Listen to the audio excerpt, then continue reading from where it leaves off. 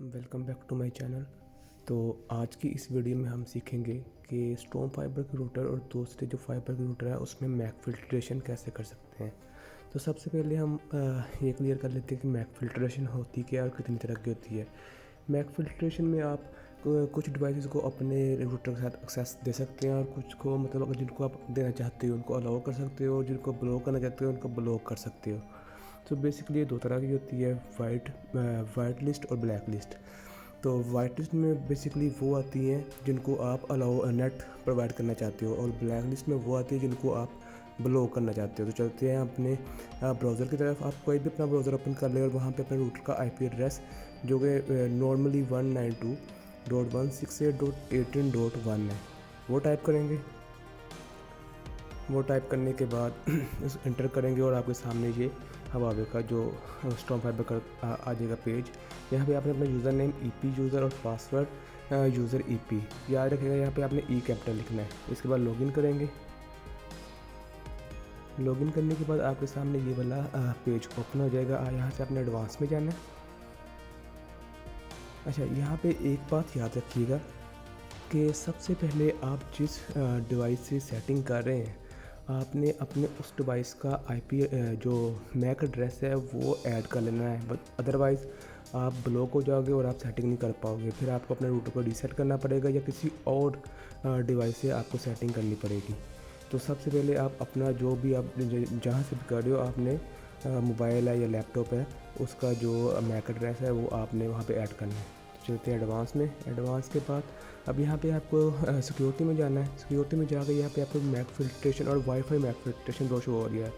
Mac filtration जो वो Mac filtration है इसमें आपकी लैन होती है। लैन के थ्रू मतलब आपने किसी रूटर को या किसी और सिस्टम को लैन के जरिए इंटरनेट कनेक्शन प्रोवाइड किया हुआ है। और वाईफाई मैक फिल्ट्रेशन वो होती है जो आप वाईफाई के थ्रू करते हो। ठीक है, तो आपने सबसे पहले जो वाईफाई मैक फिल्ट्रेशन को इनेबल कर लेना है। उसके बाद नीचे आपको वाइट लिस्ट और ब्लैक लिस्ट दो ऑप्शन शो हो रहे हैं। ब्लैक लिस्ट वो मैं आपको पहले क्लियर कर चुका हूँ। ब्लैक लिस्ट वो होता है जिसमें आप किसी भी राउटर मोबाइल या किसी भी चीज़ का मैक एड्रेस ऐड करेंगे और वो ब्लॉक हो जाएगा। और वाइट लिस्ट वो होता है जिसका आप मैक एड्रेस ऐड करोगे उसको सिर्फ उसी को एक्सेस मिलेगी। तो वाइट लिस्ट में आप नीचे देख सकते हो कि सोर्स मैक एड्रेस शो हो रहा है। वहाँ पे बेसिकली मैंने अपने इस जहाँ से लैपटॉप का जहाँ से मैं सेटिंग कर रहा हूँ उसका मैक एड्रेस ऑलरेडी ऐड किया हुआ है। तो आप भी जिसकी सेटिंग कर रहे हो आपने उसको ऐड कर लेना है। ठीक है, अब चलते हैं ये वाइट लिस्ट में। अब हम एक और न्यू ऐड करते हैं। मैं आपको करके दिखाता हूँ। यहाँ पे हम न्यू पे क्लिक करेंगे। यहाँ पे आपको वो एक नोटिफिकेशन शो कर रहा है। इसमें वो आपको ऑलरेडी बता रहा है कि आप जिस भी पीसी से या डिवाइस से आप सेटिंग कर रहे हो आप उसका पहले उसका मैक एड्रेस ऐड कर लो। ठीक है, ओके करते हैं। अब चलते हैं आगे। यहाँ पे अब सोर्स मैक एड्रेस मैंने ऐड किया हुआ है। अब मैंने SSD 1 ही सिलेक्ट करूँगा।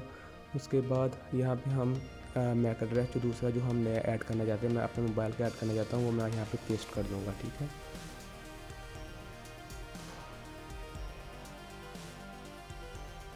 तो यहाँ पे मैंने अपने मोबाइल का मैक एड्रेस ऐड कर दिया और अप्लाई कर दिया।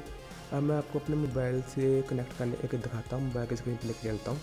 ठीक है, यहाँ पे ये देखें मैं जब अपने वाईफाई के साथ कनेक्ट करने की कोशिश कर रहा हूँ तो वो कनेक्ट नहीं हो रहा क्योंकि मैंने अभी इसको ब्लैक लिस्ट में ऐड किया हुआ है। ठीक है, ये देखिए मैंने वाईफाई ऑफ किया, दोबारा ऑन किया और उसे ऐड कर रहा हूँ, वो कनेक्ट नहीं हो रहा। अब चलते हैं अपने लैपटॉप की स्क्रीन की तरफ और दोबारा इसको वहाँ से जाके एक्सेस देते हैं, फिर देखते हैं। ये देखिए अब यहाँ पे मैं न्यू ऐड करूँगा। न्यू पे जाके यहाँ पे मैं अपने मोबाइल का जो आईपी है वो ऐड कर दूँगा। मोबाइल का मैक एड्रेस वो ऐड कर दूँगा और इसको अप्लाई कर दूँगा। अब चलते हैं अपने मोबाइल की स्क्रीन की तरफ। ठीक है, अब देखेंगे मैं यहाँ पे अपना जब जैसे ही मैं अपने वाईफाई को कनेक्ट करता हूँ वो कनेक्ट हो जाएगा। अब चलते हैं लैपटॉप की तरफ। अच्छा, यहाँ पे आपने एक और चीज़ नोट करनी याद में अपने माइंड में रखनी है कि जब आप कुछ मोबाइल का जो मैक एड्रेस है ना या लैपटॉप का किसी भी का भी अगर आपको इस तरह शो हो रहा होगा मतलब ए स्लैश आगे स्लैश शो हो रही तो आपने उसको इस तरह टाइप नहीं करना। आपने उसको टाइप इस दूसरे तरीके से ही करना है जैसे मैं आपको करके दिखाता हूँ।